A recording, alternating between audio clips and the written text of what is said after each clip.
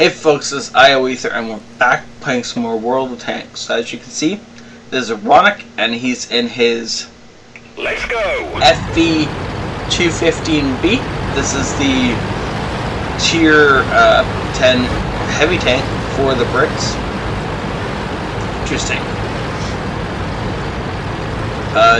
You don't see many of those around. Anyways, so this is obviously a tier 10 game. It's mostly a tier 10 game as well, with at least half of each team being tier 10. We got a couple of tier 8 sprinkled in, but they're mostly just for cannon fodder at this point. And of course the two RDs are both tier 8. This is Siegfried line, it's an encounter match, and this should be a lot of fun. Now as per normal, we got most of each team filtering into the city, with only a couple players on each team going out to the field. Well, we actually don't know what's in the field for them, but I'm going to assume they got at least two guys out there. We got 268 Pershing out there, so our field is okay for now.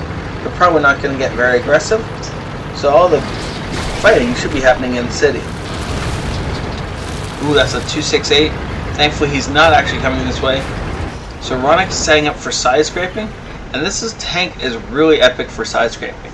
Oh, this poor T-34 is about to get really hurt.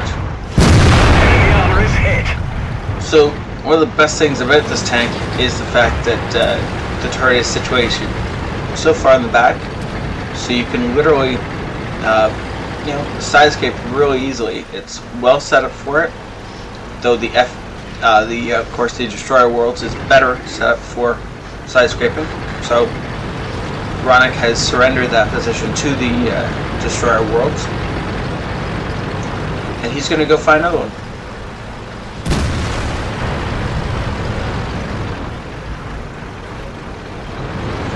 Looks like he's waiting for the...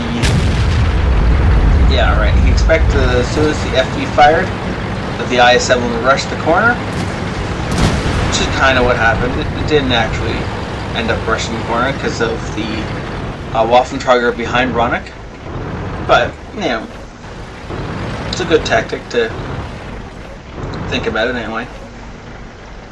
So he's just gonna wait here.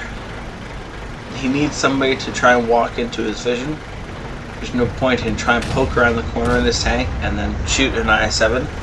The amount of tank he'd have to get around the corner is just unfortunate. So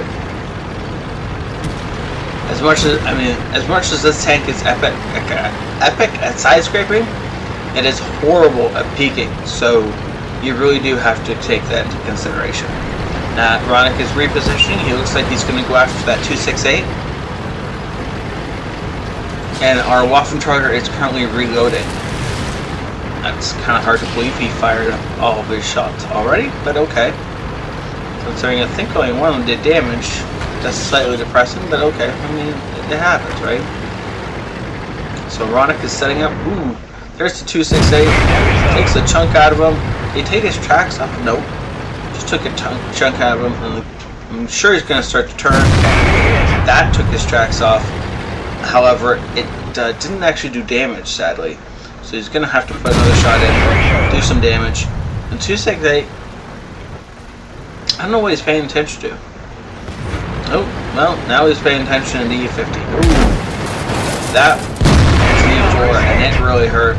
Ronnok can only take 2 more shots like that before he's dead. So, preferably, he doesn't get shot anymore. Ever again.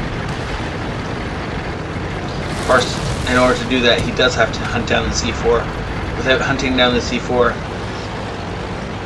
they can just sneak up behind him and kill him. Okay. Well, thankfully, it's moving away from our artillery. And that was our artillery trying to help. So now Ronnok is trying to get in a position where he can shoot this guy without getting shot himself. It's not quite what happened, but he should reload much faster than the E4. So he's going to try and get around to the other side of the E4. Yeah, keep going. Good. Nice job. That's a dead E4. There's nothing the E4 can do about it at this point in time. destroyed. Good. Now Ronnok's going to go this way. And the reason he's doing this is because he wants to avoid the 268, but also because just in case artillery fire was coming in on him, he did not want to move predictably. He wanted to go somewhere that the already wouldn't expect, and thus gets out without getting hit. Now, we don't know that the RD was looking at him, but you always want to move as if the RD is looking at you when you're in a game with artillery. The moment you stop moving like the RD is looking at you, that's the moment you get shot. Unfortunately, our Waffenträger just went down, and it looks like our Pershing and 268 are battling a 704 out in the field. Now, they should be okay. I mean, it's 2 tanks versus 1. Oh, there goes a Centurion 7-1. That poor guy. He wasn't even looking. Didn't realize Ronnok was there. Oh well. Now there is a 268 and an IS-7 around here somewhere. So Ronnok does actually have to be careful. Neither one can one-shot him, but they can both really hurt him. Okay, there they are. He's going to go around this side and help out the... oh look, headshot on 704. That wasn't really a hard decision.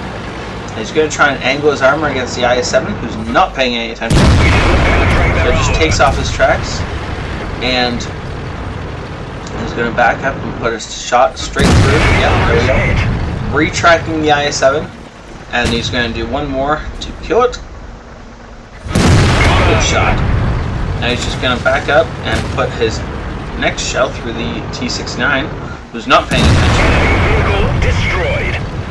Unfortunately, there are only 2 tanks left, or a full health T-30 and the artillery. So now the T-30 can definitely kill somebody before he goes down, especially since these guys aren't actually putting effective fire into him. Looks like we might lose the VK. Thankfully, it means that the T-30 is looking the wrong way, and Ronnok is just going to track him and keep him tracked. He's trying to shoot into the engine bay, hoping to damage his engine or set him on fire. Oh, nice shot. Grabbing that kill just before the VK could, and that's the end of the game. 2300 experience without premium, with a daily double. Guys, ace tanker, and of course the Top Gun. Now, I'm not particularly certain why he didn't get sniper award, but he didn't. A little bit of spine damage.